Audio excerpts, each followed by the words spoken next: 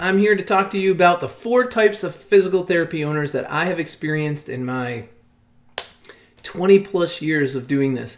And most importantly, I think it's important for you, as you're listening to me, to really think to yourself, which one of these are you? Which category would you fall in? Which do you identify with most? And what I'll do is I'll do a 4-part series on this. I'll pick one type of owner right now and fully explain it. And then I'll discuss what we've done to help owners grow out of where they start from to where they need to be good leaders, good managers, and good executives. Those are all different things. So what I've found is that there are 4 types of owners. Let's start from the top. The absolute best owner that comes on my lines that enrolls in Meg Academy and just cranks out and does fabulously well is the go-getter owner. This is the type of owner who we are striving to make every single one of you fit into. Now, some of us are going to slip right in there naturally, and others are just going to need to work on it and develop themselves through training and education, knowledge, and experience. And that's just the way it is. I know I wasn't that. Well, I don't know. Maybe I was a fraction of that in a way. But boy, I had characteristics of the others too. So second, underneath that one, we have the know-it-all owner, which kind of speaks for itself, and I'll break that down in a future video. Third, we have the caregiver owner, and I will break that down and what you can do about that as well. But this week, I want to start with the first type of owner, which is the innocent owner. I have met my fair share of innocent owners over the years, and I want you to think to yourself and think about it from your perspective, if this is the type of owner that you are today that you may be able to connect with. And here's what defines the innocent owner. The innocent owner is typically a therapist who's been working somewhere, doing quite well, doing their job, learning the ropes, kind of looking for some degree of growth and expansion in their future, kind of, has the thought about it. They're kind of looking at it in their head. And all of a sudden the owner comes up to them one day and says, you know what? My wife and I decided to move to Florida. It's the thing to do. I'm putting this thing up for sale. I'd like to know if you'd like to purchase this practice from me. It's worth $300,000, but for $100,000, it's yours. Just cover the equipment and the accounts receivable. We've done well for the last 20 years doing this.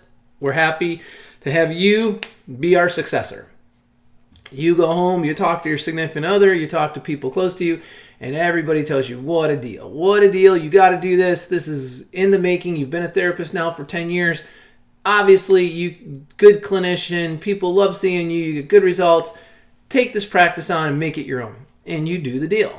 Whether you borrow some money from friends and family, or you get an SBA loan, or maybe you've stacked up some cash.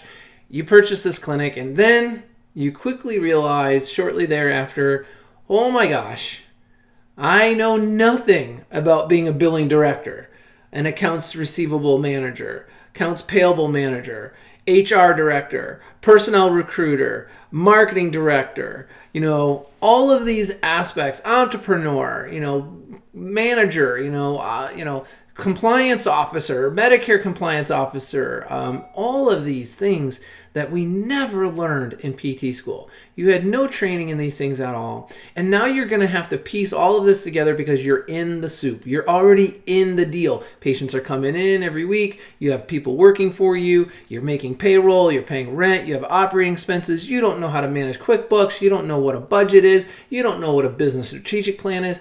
I get these calls all the time. What I have to say to you is call me. Call me or get a hold of somebody, because what we're going to do is we're going to backfill your book of knowledge with all the things that you don't know about running a practice. And we're going to give it to you in bite-sized pieces in a sequence of events so you can be more successful really right out of the gate. Because if you start reading books and watching videos and start learning, you just will get overwhelmed. Your head's going to spin. You're going to just take a stab at something that you think you can do well. It may be out of sequence. It may lead into another aspect of the business that you didn't foresee. And now you got a can of worms on your hands. So I see that too. Many owners that are innocent owners say, I'm just not good with the administration, or I'm just not good with the finances, or I'm not a good salesperson, I can't handle marketing. And I say to them, look, it's not just any one thing. You've got 5 divisions that are all interrelated. If you're not good at that one, it is going to bleed over and spill over into the other divisions, and you will run yourself out of business. You will have a very difficult time, especially when your staff starts figuring out that you are lacking confidence, you're lacking plan, you're lacking commitment to your decisions, you're just kind of like flying by the seat of your pants. You know, these people are coming to work every day banking that you have solutions, banking that you can make solid decisions. They're banking on your future, the future of your decisions to turn out well, because they're making their car payments off of this. They're making their mortgages, their rent payments, their food. So if you think that you're that person and you're an innocent owner, reach out to us here at Meg Business Management. Contact us at www.megbusiness.com. Call or email Jen, Jenn, at Meg Business. She is the client liaison. She will connect you with me. We will sit down and talk for an hour about what you got going on. And what I will do, once I examine that you're that innocent owner, I will stop your head from spinning, and I will say, first and foremost, you must learn about the beingness of an executive, the beingness of a CEO. You need to start coming to work saying, I'm an owner, a CEO of this practice. Oh, and I happen to be a physical therapist. You need to change your mindset from, oh, I'm a PT who owns a clinic, to, oh, I'm an owner who happens to be a PT. Once I start getting you to puff out your chest and hold your head high and know who you are and know where you are in this order of importance within this clinic, I can start helping you think like an owner, think like a CEO. Just start having that beingness, wearing that suit a little bit tighter so that you know what that is for yourself before you start putting things onto others. The next thing I'm going to help you with, if you're that type of owner, is I'm going to help you establish some structure. We're going to put some organization in this practice. It's all about the people. Trust me, this is all about the people. But they need to know where they're valued most, where their chair is in the sea of chairs in the room, and what your expectations are of them. It's not going to happen easily if we don't define their hat, their post, their division, their products, their stats. That will happen once we organize the people within the organization. That will put you at cause. That will put you in charge, because now you're starting to move players around. You're starting to establish some degree of structure. You're establishing communication lines and command channels. Things are going to work much easier in that clinic right away.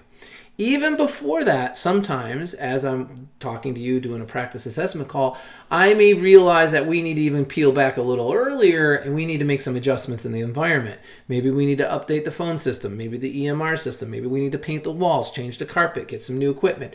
I'm telling you, when you take over something, you start fixing the environment, upgrading, making it look like a nice, warm, friendly, family-friendly place to work, your staff will follow you anywhere because they see you investing in them. They see you investing in the organization as it exchanged with the patients and them. It's not like you're taking money and buying a brand new car. Do not go buy a brand new car when you're an innocent owner and you just took over a clinic because your pay went up. Do not do that. That will send a horrible message to your staff. So let's give back to the company. Let's do some upgrades in the environment.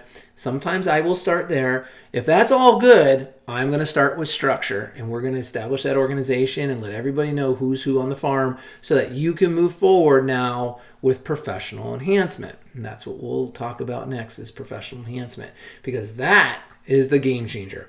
But you can't do that. You can't work in that capacity if you don't take on the beingness, if you don't know the knowingness of what it takes to be a good owner, executive, and CEO, and you don't fix the environment and organize the space and the structure. So there you go. That's my message for you. That is the first owner I want to talk about, the innocent owner.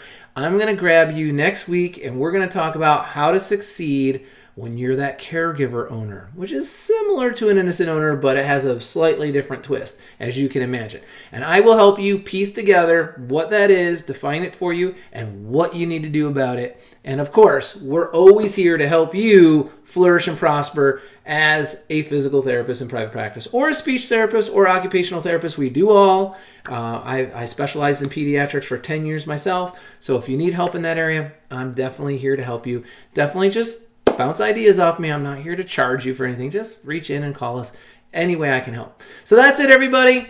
I love doing these videos. I hope you got some benefit from it. Wake up each and every day and start your day expecting to do well.